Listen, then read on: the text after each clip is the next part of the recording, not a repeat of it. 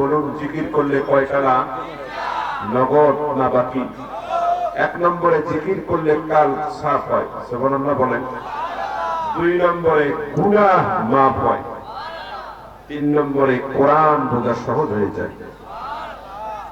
শুধু তাই না, হাদিসে পাকের মধ্যে আসছে যারা বেশি বেশি জিকির করে এই লোকগুলো যখন মারা যাবে, মৌতের সময় তাদের কালেমা নসিব হবে, আখিরাতে হাসতে হাসতে আল্লাহর জান্নাত যাবে।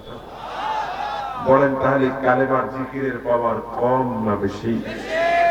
সেই জিকির করতে এত গরিবেশি কেন? একটু মহব্বতে করতে হবে। অবশ্য আমাদের দেশে জিকির নিয়ে অনেক ধরনের ফিতনা, ঢং, রং, গলাবাজি আছে না?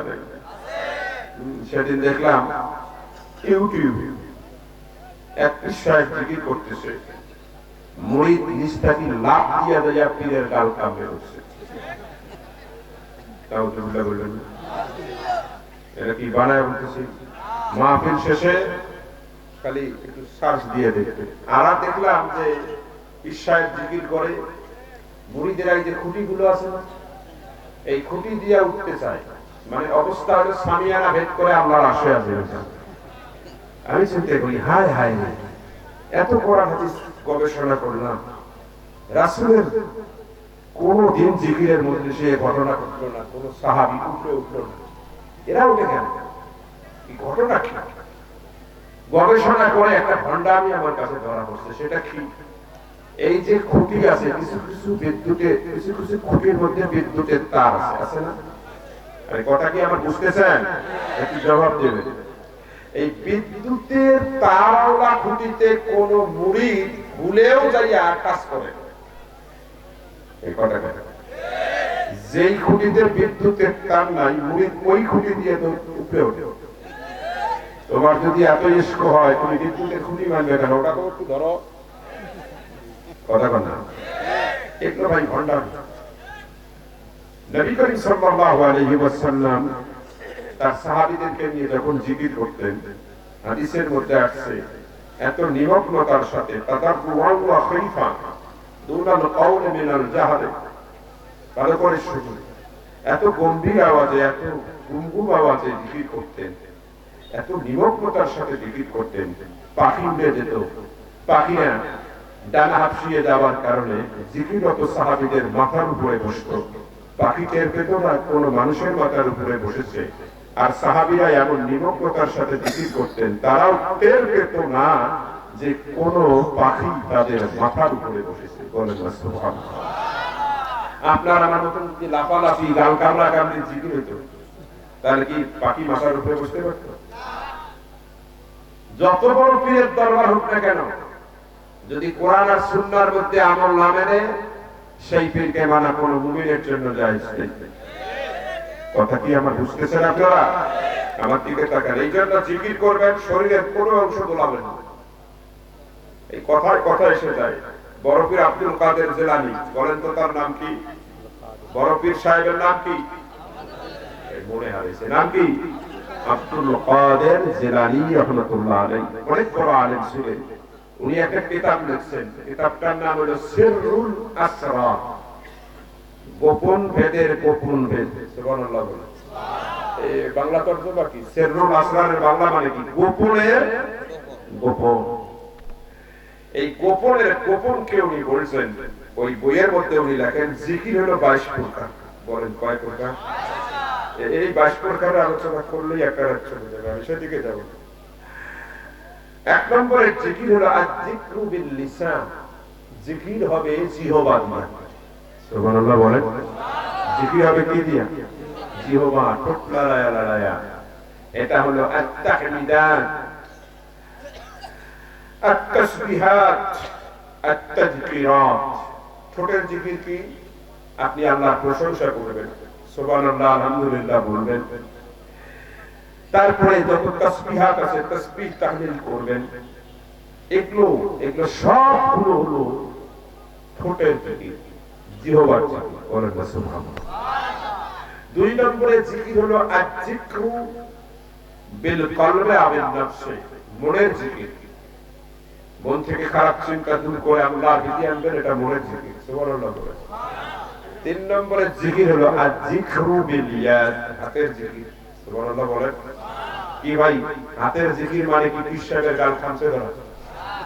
হ্যাঁ, উনি লেখেন হাতের জিকির হলো আল ইরতা, আল্লাহ রাস্তায় মানুষকে দান করা, এটা হাতের জিকির। সুবহানাল্লাহ বলেন। এইরকম জিকির আছে কতগুলো? 22 প্রকার। 22 প্রকার। পীর সাহেবের জিকির মুড়ি দিলে যদি ধরেন, পীরের মুড়ি বাদ দেন, অধিকাংশ পীর যদি ধরেন, এই ভাই জিকিরের তো খুব সবক দেন। জিকির কয় প্রকার বলেন? অধিকাংশের পায়জামা নষ্ট, ওরা পড়াশোনা করে না। কথা বলেন না কেন? আমার দিকে তাকান। মাইক অপারেটর দৃষ্টি আকর্ষণ করছি, এই মাইক 12টা পর্যন্ত যাবে কিনা আমি জানি না। এই জন্য আমাকে একটু সহযোগিতা করতে হবে।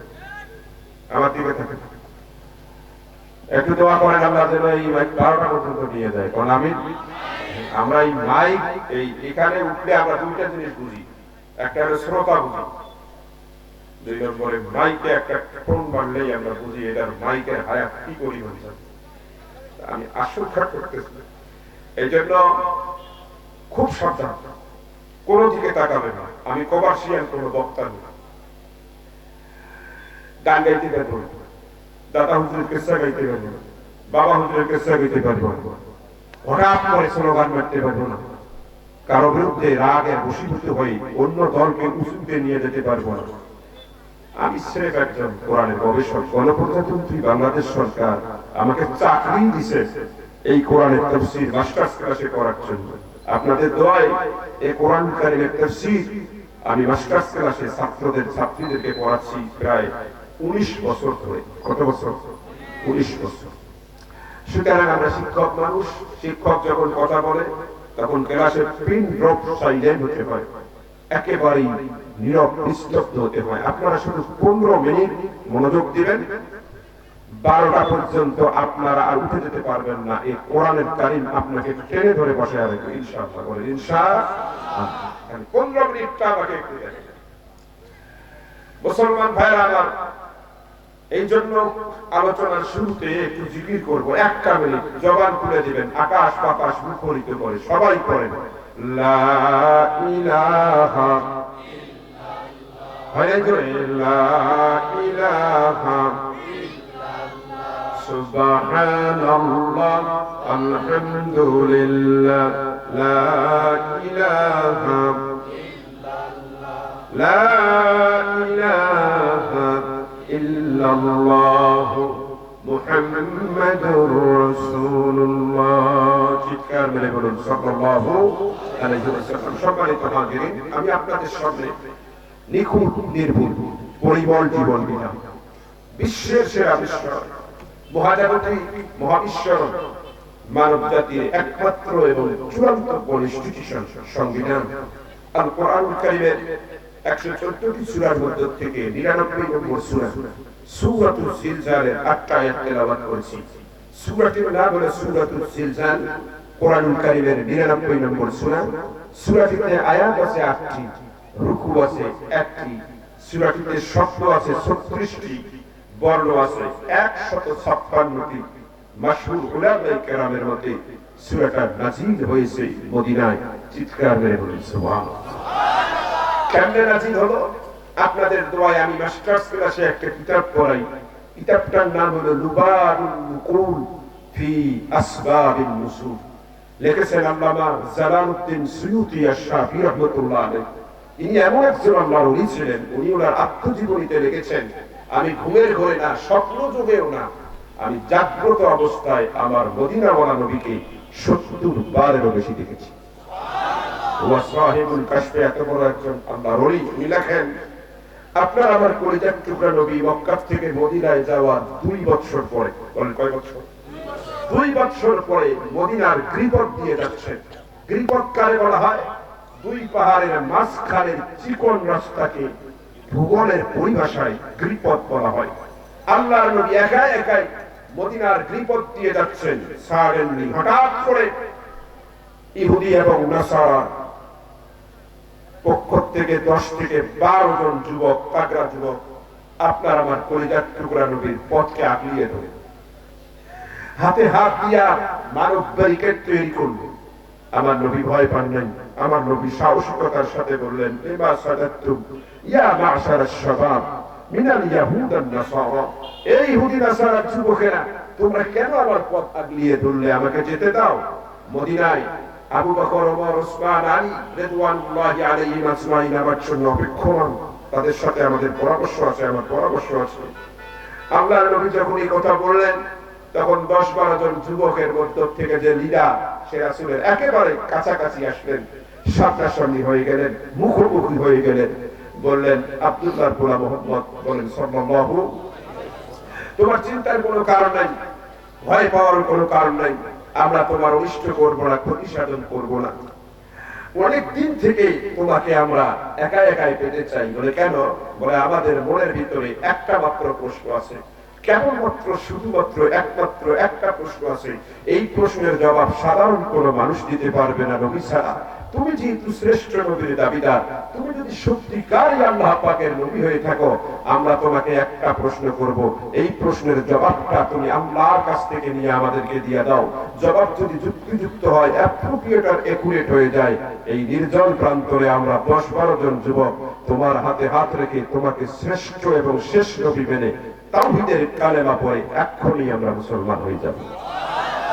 আর একটা জবান খুলে বলেন আল্লাহু আকবার। আল্লাহর নবী হিকমাওয়ালা নবী ছিলেন। চিন্তা করলেন, একটা প্রশ্নের জবাব দিলে পরেই যুবক এতগুলো মুসলমান হবে। নবী চান্সটা নিয়ে নিলেন, বললেন, মা সুআলুকুম, বলো বলো তোমাদের প্রশ্নটা কি?